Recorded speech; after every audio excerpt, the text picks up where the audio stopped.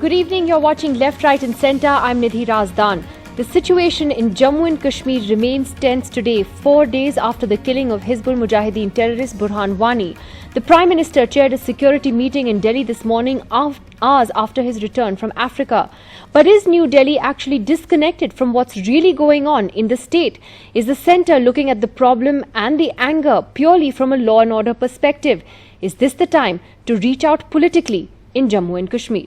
Joining us on the program tonight, Lieutenant General Atta Hasnain, the former General Officer commanding of the 15th Corps in Srinagar, Mr. Dilip Padgaonkar, who was a member of the Jammu and Kashmir Interlocutors Panel during the UPA government's time, Siddharth Nath Singh, National Spokesperson of the BJP, is with us tonight, and Shujat Bukhari, the editor of Rising Kashmir, joins us this evening from Srinagar. Siddharth Nath Singh, to you first.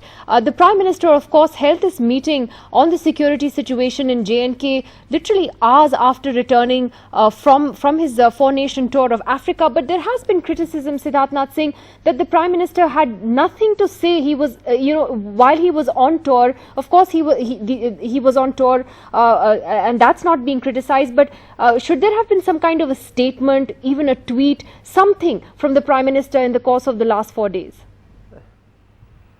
Well, Nidhi, I think the Congress and other opposition parties and certain section of media think the Prime Minister of India works only or runs the government in isolation, and he doesn't have a council of ministers and they are not responsible. There's a Home Minister of the country who looks after the internal security. There are other council of ministers, there are senior ministers, there are armed forces, paramilitary forces, national security people. They all work together and assist the Prime Minister. So just to come that he didn't tweet, he did not make a comment, I think it's rather far-fetched and then extending a criticism on the Prime Minister. So certainly I don't buy in, and I don't wish even to defend, because that shows the bankruptcy of even the argument that the Prime Minister didn't tweet or didn't comment. Well, why is it bankruptcy if President Obama can issue repeated statements on the killing of policemen in Dallas while he's on foreign tour in Europe? He also cut short that visit. Why can't the Prime Minister of India say something, even if he's on tour, even issue a statement through his office?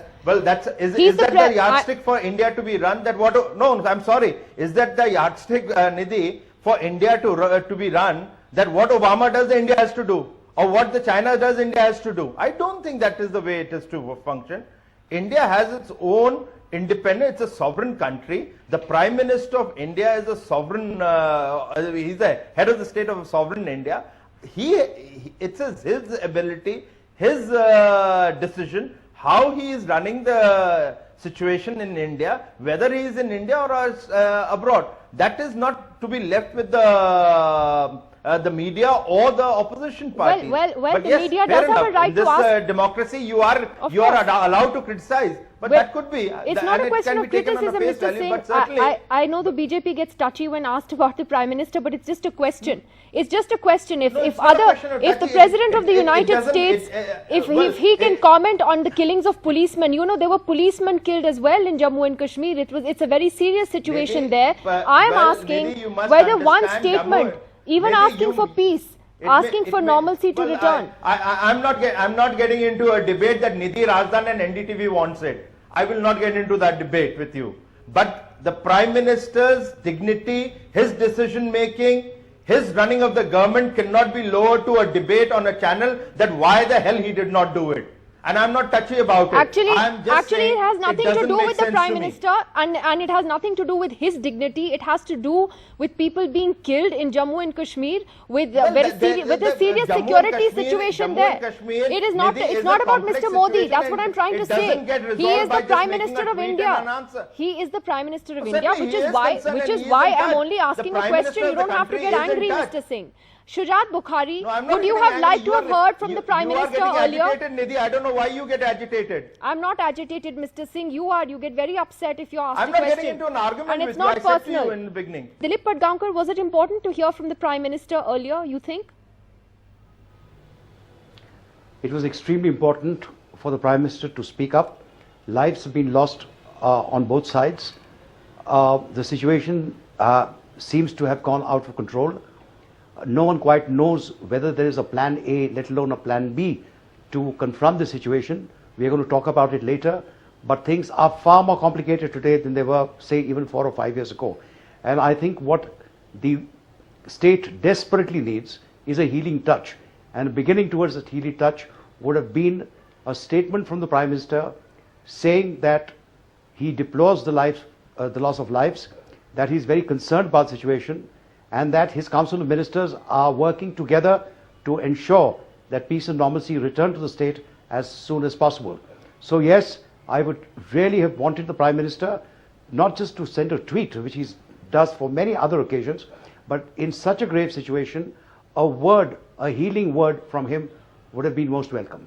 General Hasnain, would you agree with that? And it's really not about this government alone, but do you get a sense, General Hasnain, that there is a disconnect between the way New Delhi for years has looked at the problem in the valley in particular, and its own sort of very law and order centered approach? You yourself have been one of the few sort of people with a military background who has not seen it just as a law and order problem.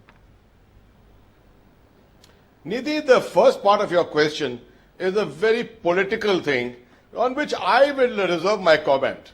Because this is the time which I feel that there should be nothing political being discussed. And all the parties, all the other people who are stakeholders should all be on the same page. So I will hold myself from giving any comment on that. But the second part of your question is more important. It is generally being perceived that everyone is treating this as a law and order problem. But Nidhi, you got to understand that at the moment it is a law and order problem. And everyone is looking to diffuse the situation. How do you diffuse the situation is the important part of it, and you got to address it from a law and order angle. No, a law and order angle doesn't mean only picking up a rifle or a weapon to shoot at people. It means a lot about talking to people, going out, outreach to people. And what we find completely absent is the presence of anyone from the political community on the ground. No one is going down to the people because they are not in a position, don't feel secure enough to go down to the people. The second issue is that everyone says there's a disconnect from Delhi. I think the idea in Delhi is clear that we have to do something. The issue is of the strategy. The fact that the CCS met this morning over a couple of hours proves that obviously things are being taken very seriously.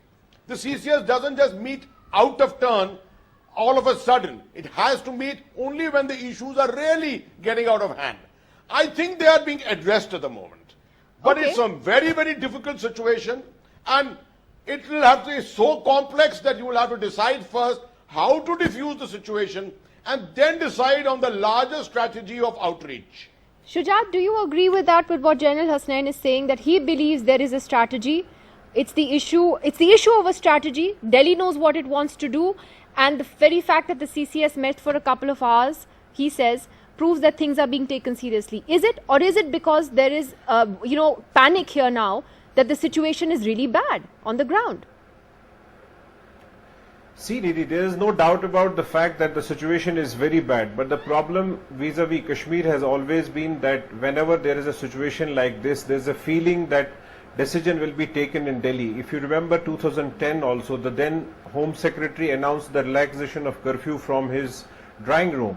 So I think that's one of the problems that we have been facing here, that the political empowerment of the government in Jammu and Kashmir has been elusive for a long time.